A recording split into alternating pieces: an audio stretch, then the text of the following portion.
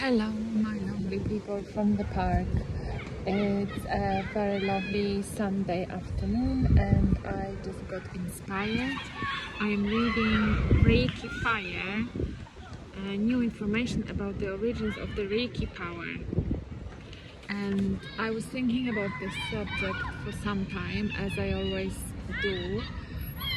The subject of today's little talk is being one. What does this mean and how I understand this? And apologies if you hear kids running here. There is a cricket or polo match going on as well, so I don't really know which one it is. Men wearing white uniforms. So welcome any comments.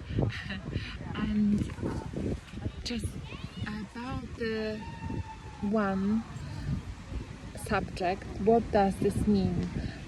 An idea that we are all one and we are coming from one source, and you can call it whatever you want. I will just call it a creator, and I think I have mentioned this before. This was mentioned in many books, and also a lot of spiritual teachers are talking about this, so I'm just going to repeat, and I'm going to just synthesize it or make it shorter, or just let you know how I understand that. So in the beginning there was love and there was source. Source is love, and I am saying that in the most simplistic ways I can. So in the beginning, before everything else, there was light, love, there was a creator. The creator wanted to experience itself, and therefore the creator created universe, worlds, earth, us, plants, ants, dogs, everything, wind, sun, and all the other planets and alien species and everything else.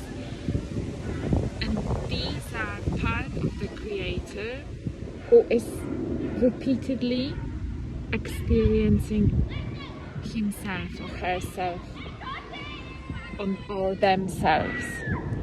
We are a part of the creator, we are a part of the universe, we are a part of something much, much bigger than us, and in the same time we are this. In the same time we are the creator. It's not like we are just a hand or a nail of the creator. It's not like that. We are in the same time part of it and it, or him or her or them. We contain everything that's within the creator. We are the universe, we are the world, we are other people, and this is what the one, being one, is. And then, because I am very critical and because it's a very hard thing to understand, and probably something that you'd have to sit with for a long time to understand, I was asking a lot of questions. I was asking those questions to myself of how is that possible? How am I bad people, or how am I experienced that I have never experienced, or maybe more of how am I this other person who I don't understand, whose actions I don't understand. How am I other universes if I feel so small?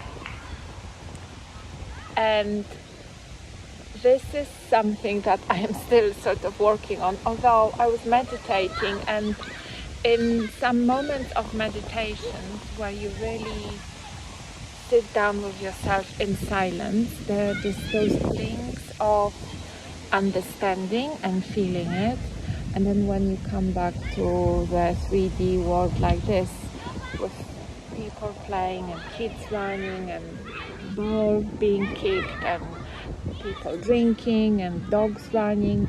It kind of is very grounding, which is amazing. That's our experience, but in the same time it's hard to understand this concept, I think. Although in the same time, when you sit and observe all of this, it's kind of easy as well when you sit there and when you feel happy. And that's the other thing, when you feel happy and when you look at your surroundings, you kind of feel, or you might feel like this is one, this is all, there is no separation, there is no division between all of us. We are all the same universe, we are the same spirit, consisting of many spirits, and all of us is having this experience of different things. What we are experiencing here on Earth is our 3D experience. We are experiencing the whole plethora of things, from love to pain, ecstasy, orgasm, pleasures, and food, love for kids, family, things like this. And the other thing is, how, if we are all one, how do I protect myself from other people? How do I make sure that I take care of myself?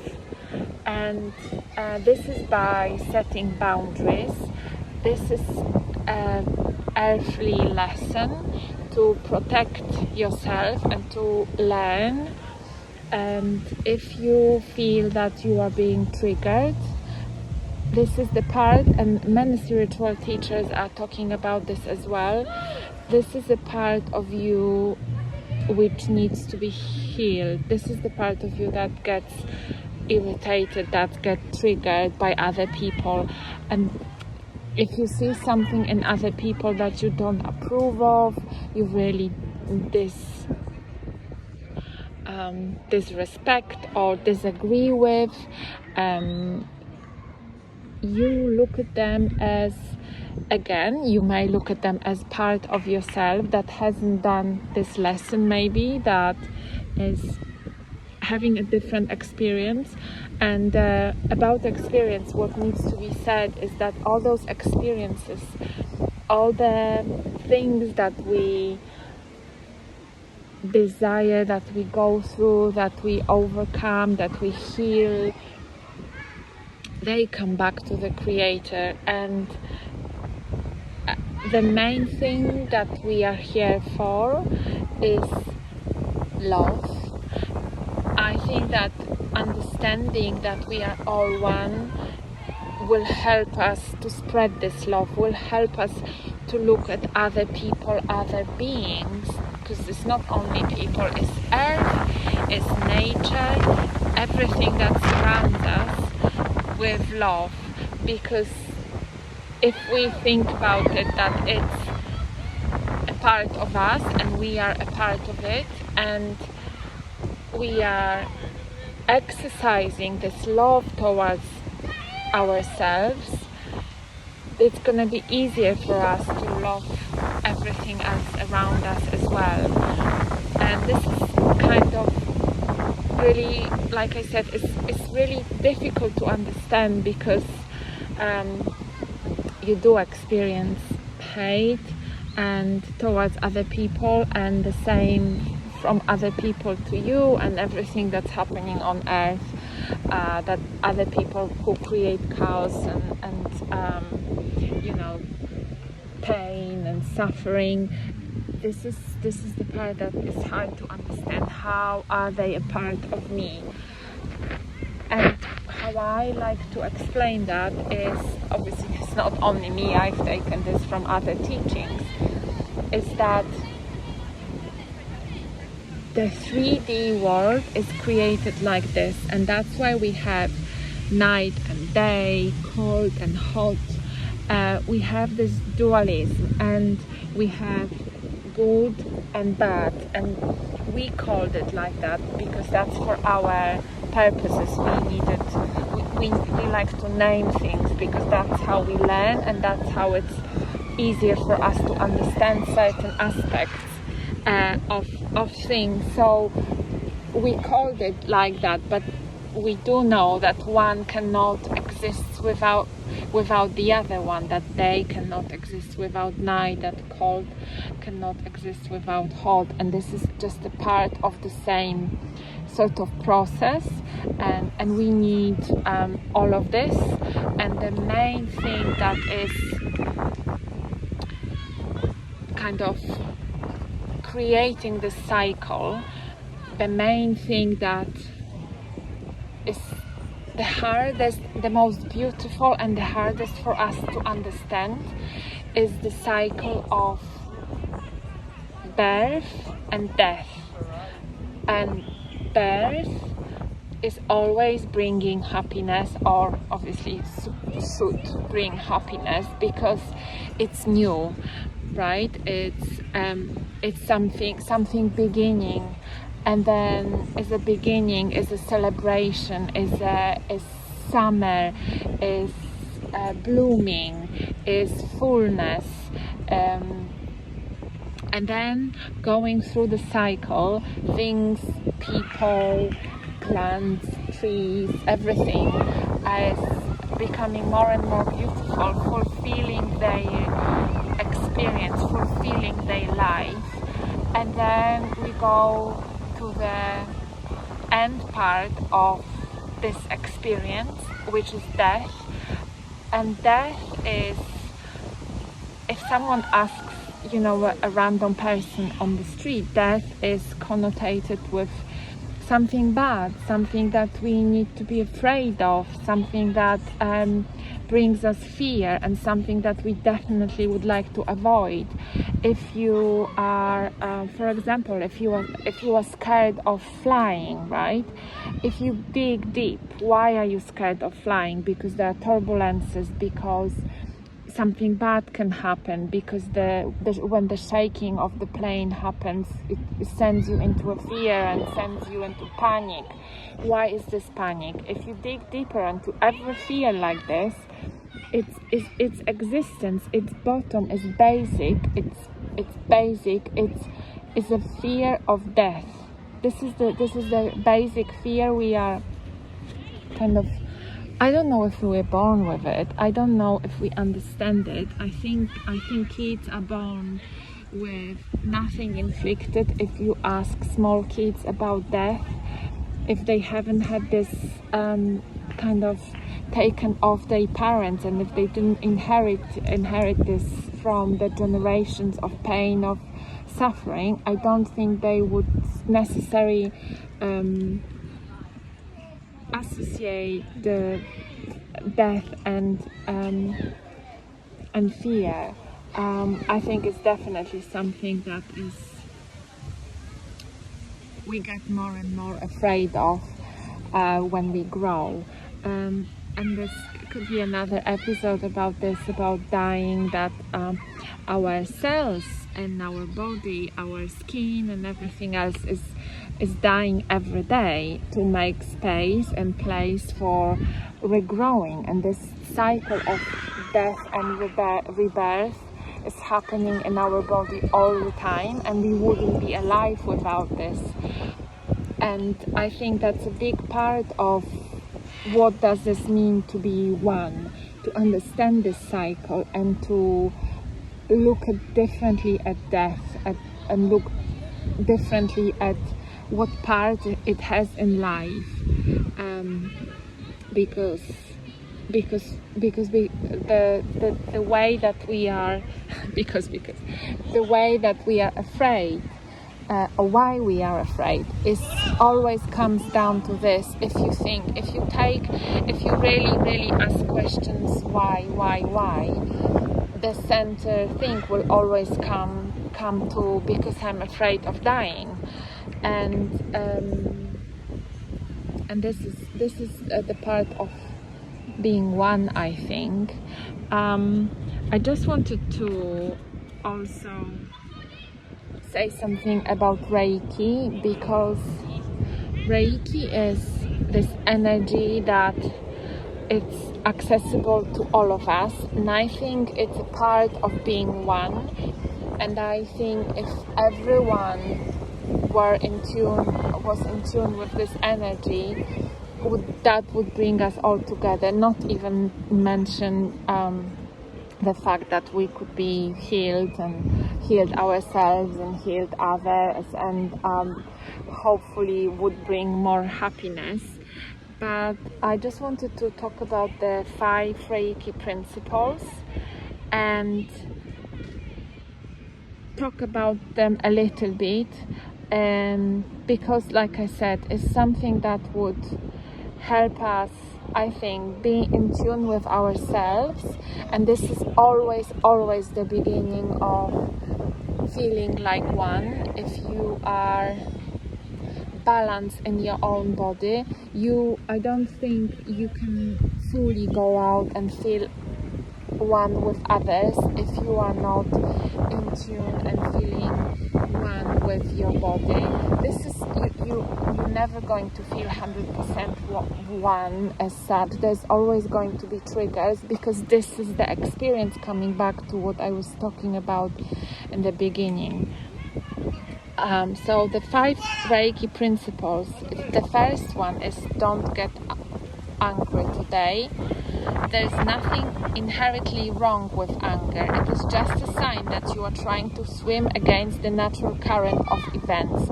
When anger knocks at your door, the most sensible way to deal with it is to acknowledge it, observe it, and in doing so, let it go forever. Once you cease identifying with the emotion, the fire dies down.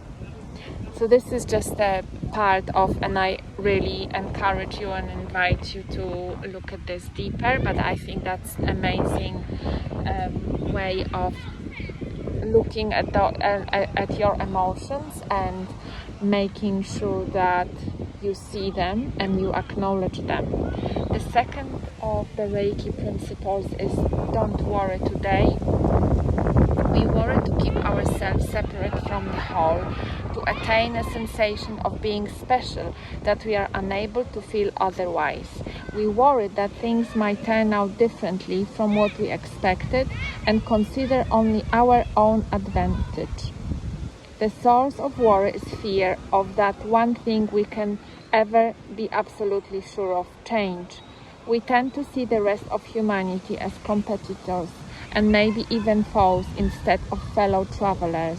We forget that the universe is one and only the ego tears it to pieces. That's another very good point about the separation and the way ego is trying to make sure that we are safe, and understanding that this is the ego's work, this is the ego's responsibility, and the way the ego does it is not always perhaps the greatest. Ego is very egoistical, so it's not going to consider other people in this way. It's just going to be thinking very straight of, I need to be safe, and a change or anything, and looking for circumstances that the ego are going to make us unsafe. The third of Reiki principle is be grateful today. We all know how hard it is to look at every experience with new eyes each time, and yet when we perchance do, the moment seems eternal and magical. In consciously appreciating our surroundings, be that our partner or the tiniest blade of grass, we can once again find our own place in this tremendously beautiful tale of life. This is really helpful when we try to think of everything as one. When we appreciate this tiny blade of grass or beautiful sky, and in this moment of appreciation and in this moment of beauty and being kind of taken and carried away by this moment, by this object, by the sun, the weather, anything that there is. That's the feeling of being one with it. That's the feeling, the awe of being a part of universe, and understanding that you are a part of universe as well. The fourth principle is work hard today in meditative practice. The principle does not suggest you do some job 12 hours a day. The term hard work refers to work on ourselves, practicing meditation and devoting our time to spiritual growth. Inner world values differ considerably from those of outer world. Working hard on the outside turns into devotion on the inside, where hardness has no place. In the outside world, we may be working towards a goal, yet in the inner world, the actual moment is the only time there is. Practicing awareness or meditation in daily activities is the purpose of many Eastern religions and was introduced to the West by the famous Armenian mystic J.I. Gardajiv, who called it self-remembrance. So this is about something that I really preach, and I would disregard I wouldn't think much about the religion or whatever name we gave it. This is the principle that was used in many religious practices, but obviously comes from the very ancient comes from something very ancient, comes from something that has been there in the beginning, to coming back to our center, coming back to the one that we are, is through meditation, through stillness, and it can look different for everyone. I am not saying now all of you have to sit down and cross-legged and meditate. You can start with walking, swimming, doing yoga, whatever other. You can start with your body. It can start with your body, and you do go into this meditative kind of state. I think often you just don't recognize that. And the fifth and the last principle is be kind to others today. All hierarchies are man-made. What they cause is there for all to see: environmental destruction, global warming, never-ending wars, and so on. The list is heartbreaking and endless. Look at the environment with a loving heart, and the world once again turns into a miraculous space that feeds on love. So this is obviously self-explanatory, is being as kind to others as you would be to yourself, and being as kind, hello doggy, as being as kind to yourself as you would be to others.